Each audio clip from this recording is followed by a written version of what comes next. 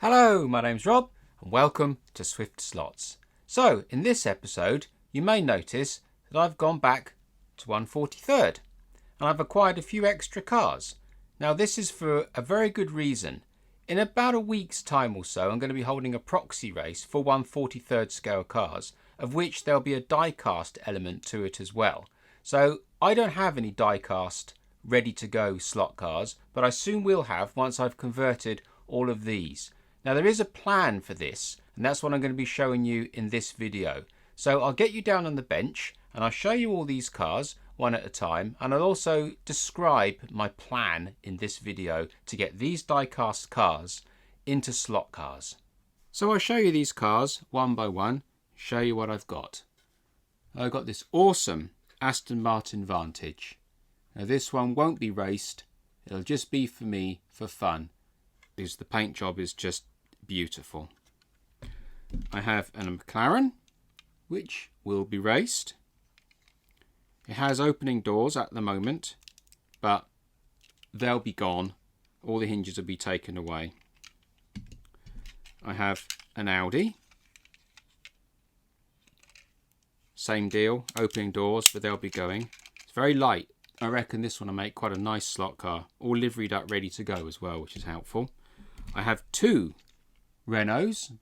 One will be stripped and turned into a racing car livery. The other one I'm leaving as standard.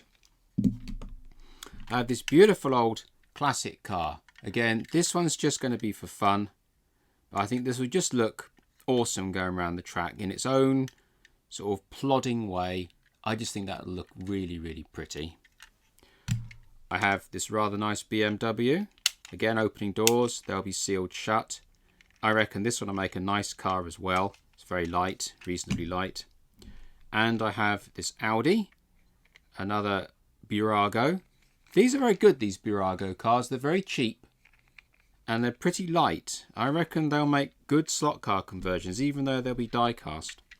And I have this Lamborghini, which is another Burago.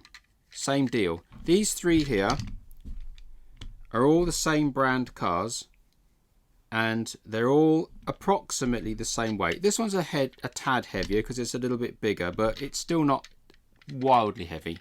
They're all Buragos.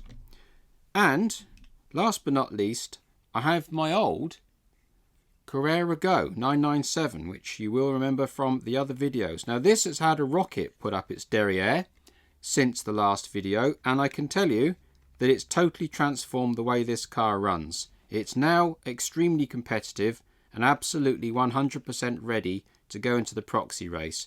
It's got a 25k motor in it, and I've also sped up the gears slightly as well. And I've also got NSR tyres. Now these NSR tyres are pretty cool because they're a direct fit onto these alloy wheels that I made up for it, as you remember in the last video that I did.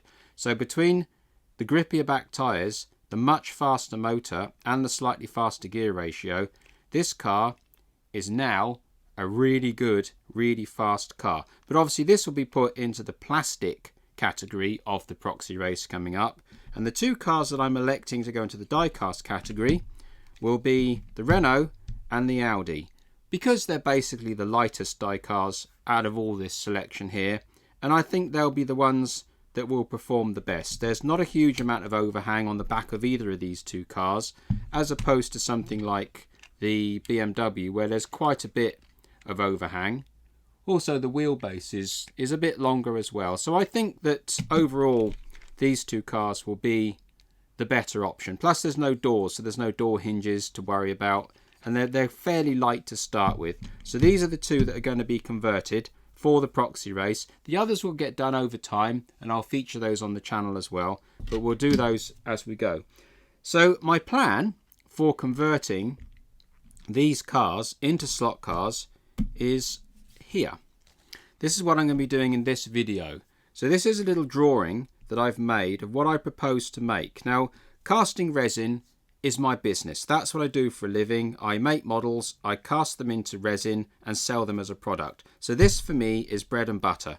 So what I intend to do is take an average. So I believe this BMW is the longest car I've got. I think this Renault is the shortest.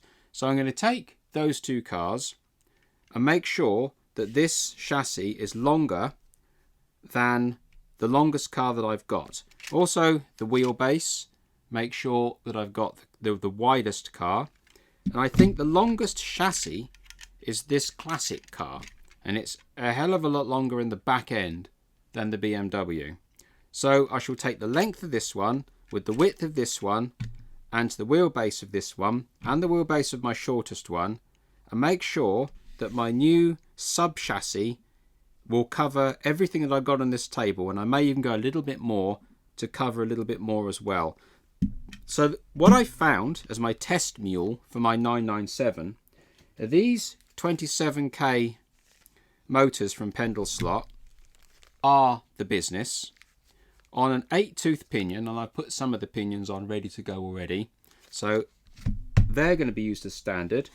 I've also been using these Slotting Plus guides for a little while now, and I found that the shafts are extremely straight and they work extremely well. So I'll be using, well, actually you can use this setup for anything, but I'm going to be making mine with Slotting Plus. But this hole won't be drilled here. It'll be marked but not drilled, so actually you can use anything you want.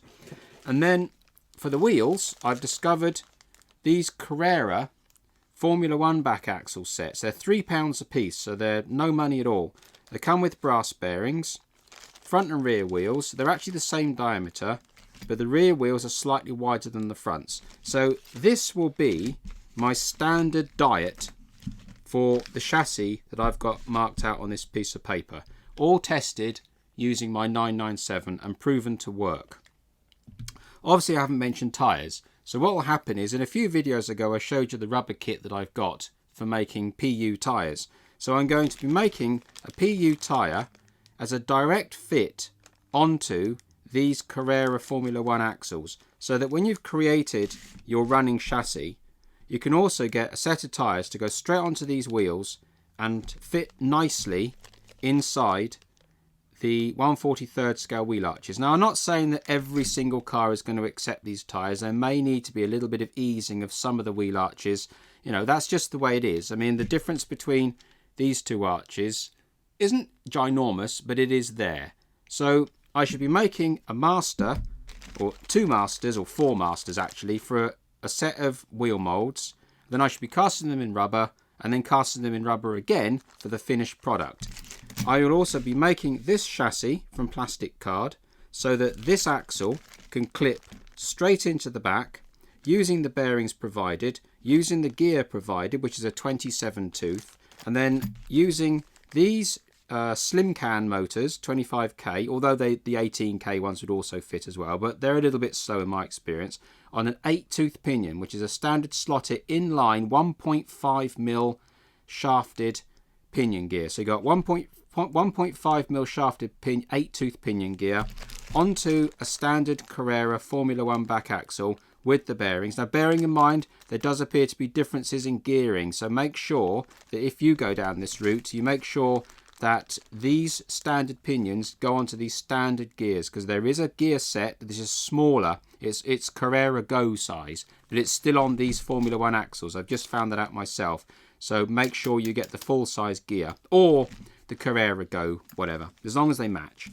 So that's that, and then you'll have the Slotting Plus guide or whatever guide you want. And the way this will work is, this is almost 1-to-1 to be fair. So I'll make this chassis. It'll be wider than the car, longer than the car front and rear, these continuous bulkheads running down, and this separate piece for the guide. So the way it'll work is, you'll get your motor, you'll pop it in, you'll get your axle, you'll reduce the width down, and you'll clip the back axle in, and that will get you the back end all sorted out. You may need to trim this wheel arch, depends, but whatever.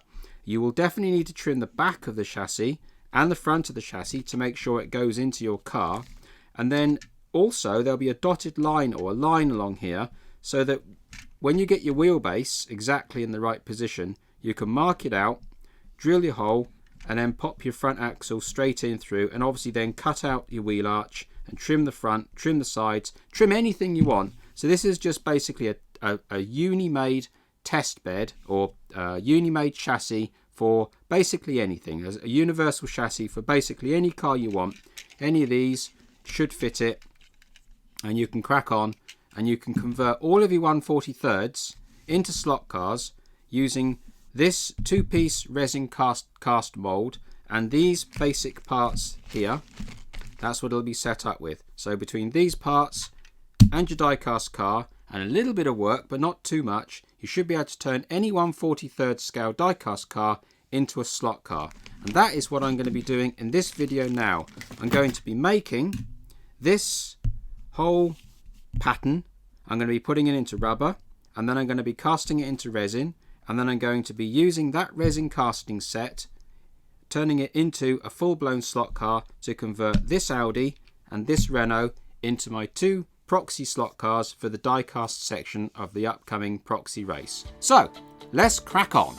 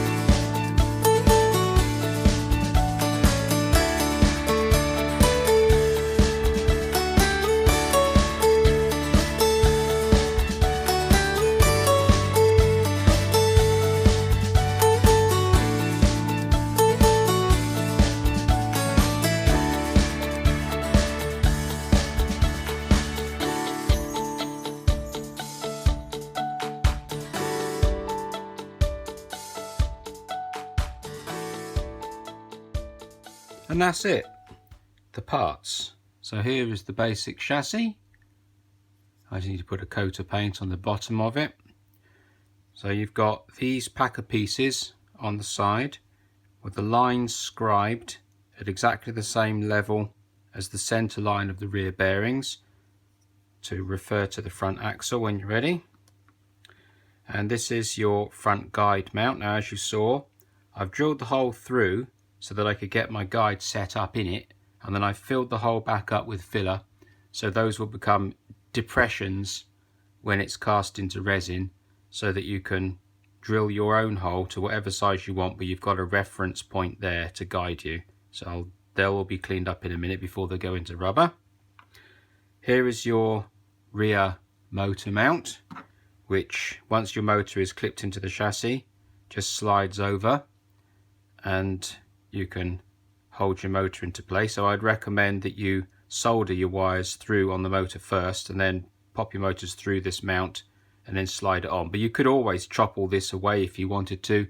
It's no problem at all. And you can either glue this bracket down to your chassis once your motor is into position, or you can just drill a hole all the way through it and bolt it with a countersink on the underside, or self tap it, whichever way you're more comfortable. You have choices. And then the back end, like I say, is all set up for the Carrera axle anyway, and that will simply clip in. I don't want to clip it in now it's actually painted. I don't want to clip it in, but you saw in the video that it does fit. So that just clips straight in and off you go. Now I've got a small confession to make. These Carrera bearings don't seem the nicest quality. They're pretty slack, so you might want to invest in a different set of bearings from maybe Slot It or whatever, or if you're happy with that level of play, that's fine. But they do work, it all fits into place, and I think these bearings are all standard sizes anyway. So that's your fundamentals. So what I'm going to do now is I'm going to just finish this one off, and I'm going to get the whole lot into rubber, and the next thing you'll see is pouring the rubber, pouring a resin, and presenting you with the finished product.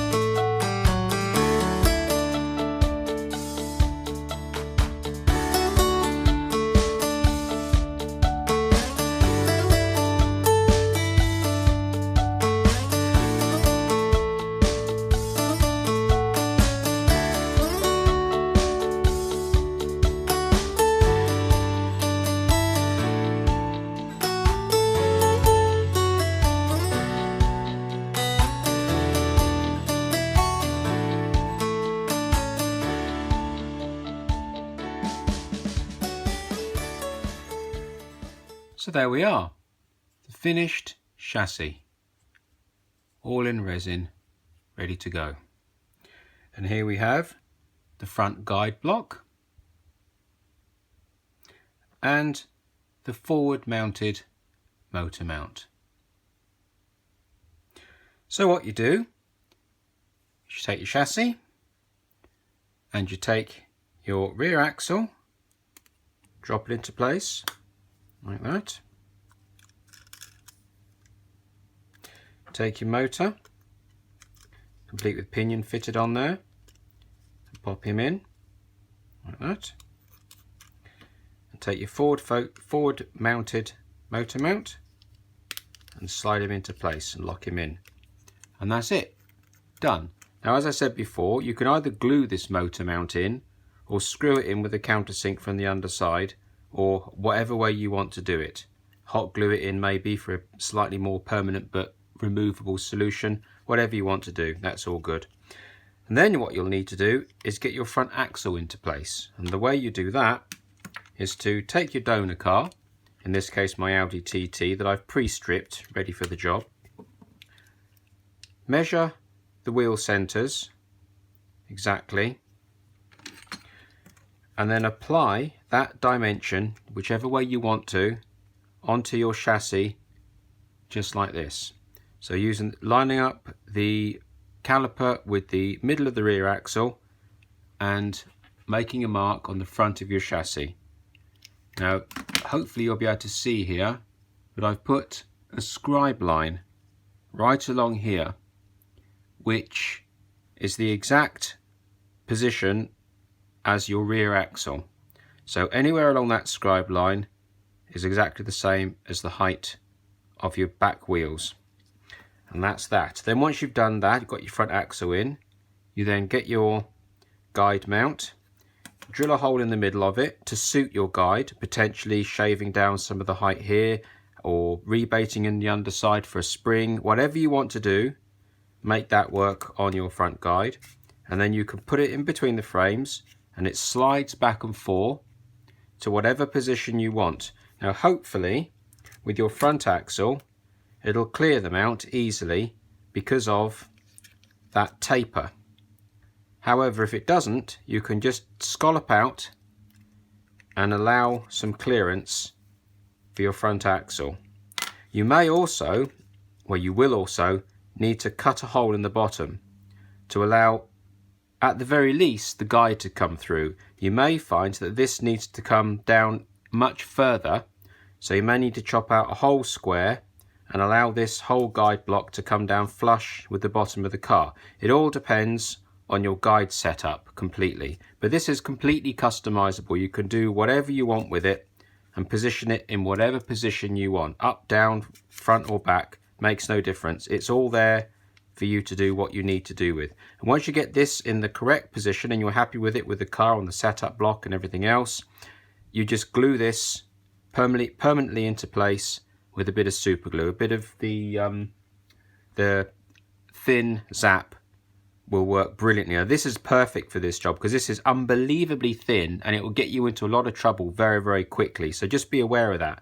But if you take your glue onto the scalpel, put a little bit amount of it and then just pop it into there, it'll wick straight into those grooves, straight the way down, and lock that into place. So this is a brilliant product for locking this into place as a finished item. So you can't do any of that though until we've got tyres. So that's the next job, is to make 4 masters so that we can produce a rubber mould and produce some rubber tyres from that rubber mould, get them onto these wheels, and then we can go through and set up this entire chassis. So that's the next job, make some rubber tyres. So there we are. I think that'll conclude part 1. Now we've got the chassis all made and cast up and working nicely with all the gears and so on. Good place to stop. So in part 2, I'll make the tyre masters. I'll turn those into a mould, create some product from that, get the tyres onto the wheels, pull the whole chassis together, pop it inside of a die-cast body and get it on the track and see what I've created. So if you like this sort of content, maybe you'll subscribe, and if you hit the little bell button, that'll be awesome. Until the next time, thank you very much.